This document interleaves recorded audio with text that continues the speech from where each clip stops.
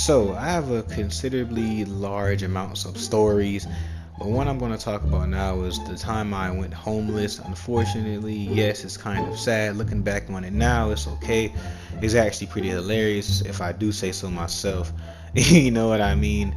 Kind of sit back and laugh because we're not there anymore, so it's fine. Like I'm in college now. I was only like in like what, seventh, eighth grade. It didn't last too long, but the time it did last, it was rough, So let me tell you guys the beginning. So it all started when my mom met this guy online named Philip. Philip was really cool. He was just chill, like kind of hood-ish type guy, but he was from the country and everything, So it was very chill.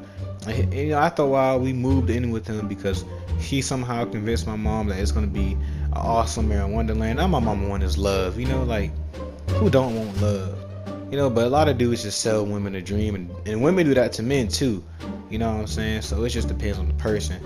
And boy, was that dream sold. I mean, he talking about like trampolines, ATVs, water parks, bouncy houses. I'm like, yes, like this is a child's wonderland. I'm like, fuck yeah, fuck Savannah, fuck these niggas, bro. Like what? Like, bro, everybody's lame here.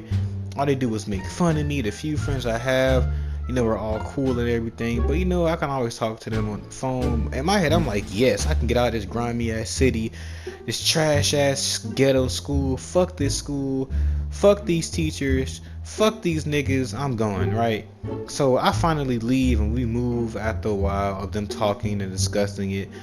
And it's really nice. I'm not gonna cap. We get inside of there. There's like 2 bathrooms, which to me was unheard of. Like 2 bathrooms. What?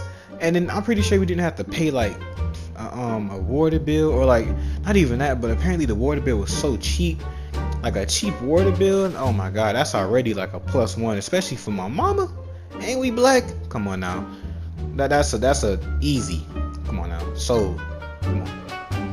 So it was going pretty well at first and everything, but for some reason, as time persisted, right, he was supposed to help my mom out and be there. It's supposed to be a team thing. You scratch my back, I scratch your back. I pay 1 bill, you pay 1 bill. But for some reason, my mom paying, most of the bills. The reason she paying most of the bills because he's never there.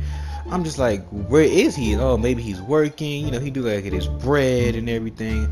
But it'll be some days where he wouldn't even like come back at nighttime. He just wouldn't be there. It was so bad at one point he wasn't even there for like a whole month, which I thought was pretty odd, So I'm just sitting there and I'm, one day I'm just chilling and everything.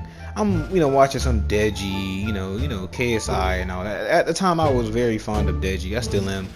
But I'm watching YouTube on my phone, chilling and everything. I get a knock on the door. I'm like, oh, okay, I look through the window because I'm not stupid. I'm from the hood. I'm not finna open the door. I heard about a kid who opened the door one time. He opened the door and got shot. No, that's not gonna be me. I want my skin intact. It feels way better when you don't have a bullet inside of you, so I don't want to be one of them. You know what I mean? So nah, I look through the window and it's the police. I'm like, whoa, okay. I'm instantly scared shitless because all this stuff that's going on with the police, this was before all the situations that have transpired now, but like it's been the same shit for like, what I'm saying, a long time. You know how it is, killing black people for this reason, non-justice, the same shit. I'm not finna be one of them, bro. You know what I'm saying? Like, nah, bro. Like, I'm scared. Like, I'm scared of the police, and I have a reason to be, which is sad, So I look through the window and I come to a conclusion that even if I don't open the door, they're gonna kick this shit down. So I open up the door, you know what I mean, and they don't come inside or anything. They're just asking for him, and I'm like, what the fuck? I'm like, whoa, hold on now, what's going on? And then I had to remember. I remember he was in jail and he was out, and he still had his officers that was on parole for him and all that stuff. Because now that I think about it, my mom has dated a lot of dudes who've been in and out of jail. The reformed thug. I don't know why, like, what I mean? Like, I understand that, like, I guess thug type feeling things exciting and everything, but at the end of the day, it's not worth it, bro. Trust me. You don't want to be a part of that, thug exciting life, bro. Because the only thing it leads to heartbreak, death, and despair. It's not fun. Because every dude that she's been with for the most part has been exactly like that. And I never thought anything of it because to me this is just a way of life. Like this is just how it is. You know what I mean? And it just sucks. Like it's terrible. So the police ask, where is he and all this and that, because I'm pretty sure he's supposed to be at a certain place at a certain time. And that little situation happens. So I'm already have my little suspicions. I'm like, okay, shit, why the fuck does he have police here and all this shit? So but at first I'm just like, oh, maybe he's just turning his life around. It's not that serious, right? Fast forward like a couple weeks later, we have this little incident where my mom doesn't like when people smoke in the house, and I hate smoking all around. It's not my type of thing. You know what I mean? It's not something I enjoy. You know what I mean? It's just not my forte. So he's smoking in the house one day when my mom's not there. I'm like, hey, mom said no smoking. He's like, well, your mom's not here. I'm like, oh, okay. All right, we're gonna see about that then. Bet that. So I call my mama and she's pissed. She like, I said no smoking. I'm like, oh nah, he said that. Oh, you not here right now. And that's what you said. Wait, can you come repeat that? Yeah, that's what you said, right? Yeah, that's what I thought. You know what I'm saying, bruh? So when they come home, had a little argument. She's like, I said no smoking in my house, even if I'm not here. You know how it is. And I got a smile on my face. You know what I'm saying? Cause I'm the hero. You know what I mean? I saved the day. You know what I'm saying? In my mind, I'm thinking all like that. Like, oh yeah, I'm the big man. You know what I'm saying? You don't tell me what to do. I tell you what to do. A little God complex or whatever. But after that, fast forward a little more. Unfortunately, me and my mom and my sister get into a really bad car accident, which cost my mom her car, and was really hard for her to get back and forth to work and make payments for the bills, which is leading to our homelessness. And not only that, but this nigga is nowhere to be found. Where are you? Where are you? We need your help. We need your help, nigga. Where are you? And you're nowhere to be found. You're supposed to be here helping us. You know what I'm saying? Paying for bills and everything. Giving my mom the world, and you're nowhere to be found. Like, you are a liar and a capper, bro. And you know what I'm saying? Like, I'm like, what, 13 at the time, bro? I don't got no money. Like, I can't even get a job. I remember before I tried to get a job or a place to work at so I could start getting my own money. And they're like, oh, you're too young and this and that. I feel like some of them are racist, you know what I'm saying? Because it was kind of a redneck town, you know what I mean? And let's be honest, it's 2021, racism exists, and that's not even cap. Back then it was like, what, 2015, you know what I'm saying? But, nothing's changed. It's the same old, you know what I mean? So, the stereotype was already there just because of how I look, you know what I'm saying? Not only was I black, but I was also like a big kid, like a chubby kid, you know what I'm saying? Like, I was chubbier back then, than I am now. We working on it. So, I couldn't have much money to provide anything. You know what I'm saying? The only time I had money was for that summer there when I worked for my grandpa, which I had to get some of it up just so my mom could provide for the bills, you know what I'm saying? Which I was pretty blow. I was trying to save my money up, but I thought about it. I'm like, man, I gotta help my mom out. Like, we need bills paid. Bills and living is way more important than the video game. Here you go. So after a while, the landlord comes. My mom was basically ducking the landlord. Tell my mom's like, oh, tell the landlord I'm not here, tell this and that. Like, it's just bad, Through my head, I'm a very optimistic person, so the whole time I'm thinking peaches, rainbows, and cream. I have a very optimistic mindset to where, like, I don't really let too many things bother me. Rather it be like an incident with people, relations, housing. It doesn't really have that much of an effect on me on the outside. So now that I think about it, it was really bad and really sad, unfortunately. But we started ducking them, and eventually we actually come to a conclusion, or like a little deal, where my mom would give the landlord food stamps to allow us to still stay there since we didn't have money. You know what I'm saying? Since we were going through hard times and all that stuff. But eventually, for some reason, the landlord's wife were using him and taking advantage of him. Like, if we had the money, we would give you the money. You know what I mean? It's like we didn't have the money. We were kind of by our lonely. We didn't have much. So eventually she convinced her husband or whatever to kick us out. And it was just really bad. Like, it sucked. You know what I mean?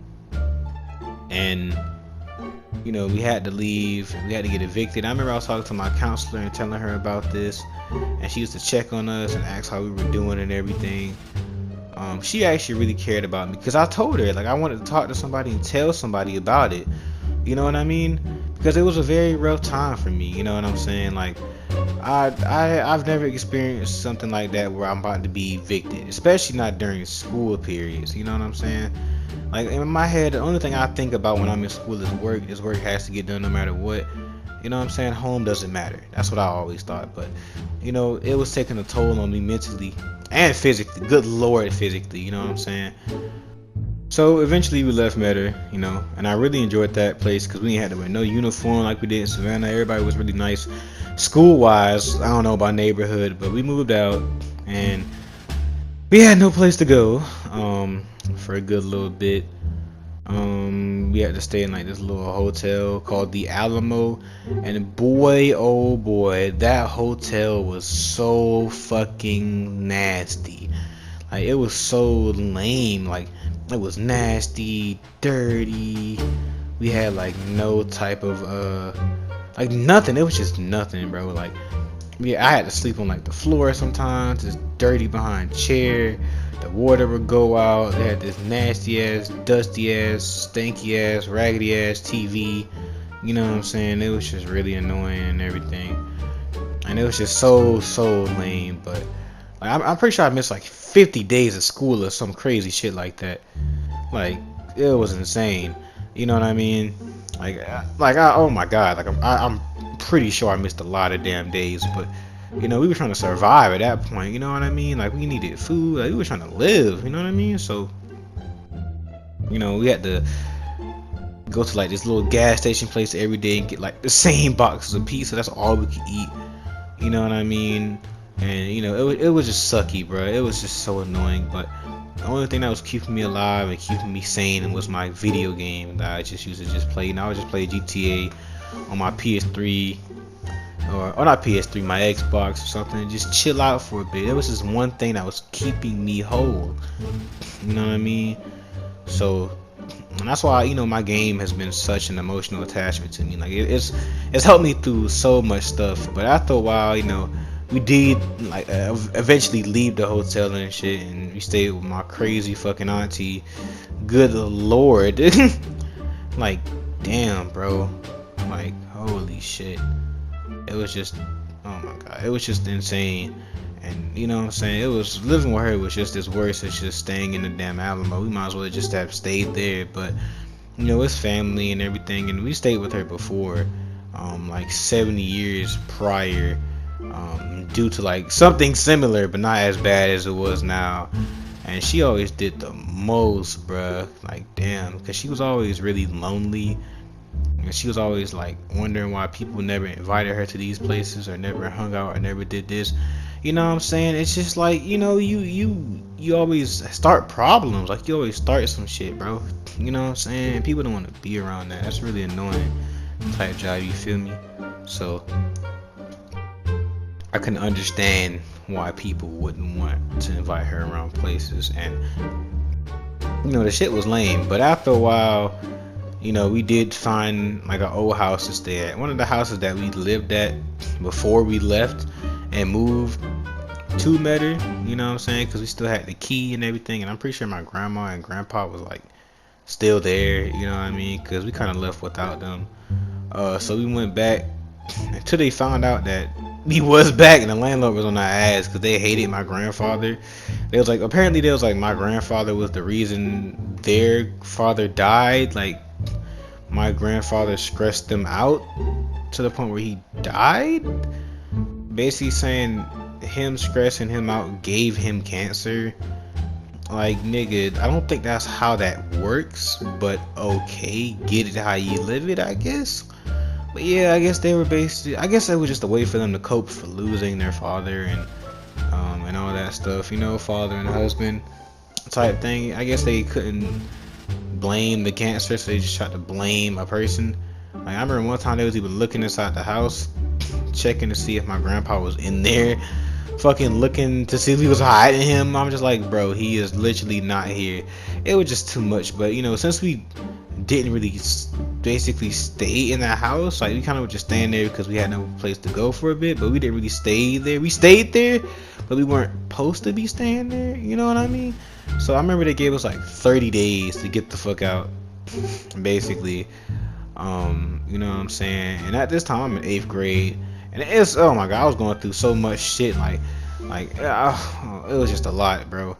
You know what I'm saying? Like school and then home. Like I was truly struggling. Like I was truly struggling to the point where I didn't even give a fuck about school anymore. You know what I'm saying? I was like, I don't care about this. I'm just, do the bare minimum. I didn't give a fuck. If I failed on the test, I didn't care. Like I just didn't give a fuck. You know what I'm saying? But yeah, after a while, I did start taking school and everything more serious. Cause like I said before, I did realize it was kind of really dumb. You know what I'm saying? Cause I don't want to end up like, one of my uncles who's a complete bum and shit. Like, I'm alive for a reason. If I ain't had no more purpose on this earth, my life would have got taken during that car crash and shit. So, I started doing better. I actually did exceptional. You feel me? Shit started getting better, and eventually we did move into a better house. Moral of the story: fuck Philip. That nigga's a hoe. That's the moral of the story. You know what I'm saying? Like, he lied to my mama, deceived my mama, and did all that shit and everything. But nowadays we all cool, everything's chill, you know what I'm saying? I'm grown now, we getting this bread and everything. So there ain't too much stuff to worry about. You feel me? But that shit definitely was traumatizing. It still be in the back of my head and shit, but it's honestly something to flex about. Ain't nothing to really like tear myself down about. Shit happens. Like, yeah, I was homeless, but now I'm not homeless no more. Now we getting bread. Now I got a place to stay, you know what I'm saying? Mama doing better. Got me a little bro now. Shit good. So the true moral of the story is that if you're ever going through any type of hardship, whether it be relationships with people, if people dislike you, stuff at home, you know what I'm saying, family drama, don't let that shit tear you down. Because when you're going through that shit do suck. But after a while, shit does get better. Trust me. Like, you know what I'm saying? Just keep a optimistic mindset. I know that shit is hard as fuck. Trust me. But after a while, shit is gonna be cool. So yeah, that's probably all it is for the story for the day. It was nice, being back on the tube again. If you haven't already, you might as well go ahead and hit that like button, subscribe. If you enjoy these stories, let me know. It's probably gonna be more soon. I'm probably gonna make another one after this, because I feel like I'm getting all these feelings and shit out. Like, it's starting to make me feel better. So yeah, other than that, your boy HTB out. And yeah, fuck Philip. So yeah.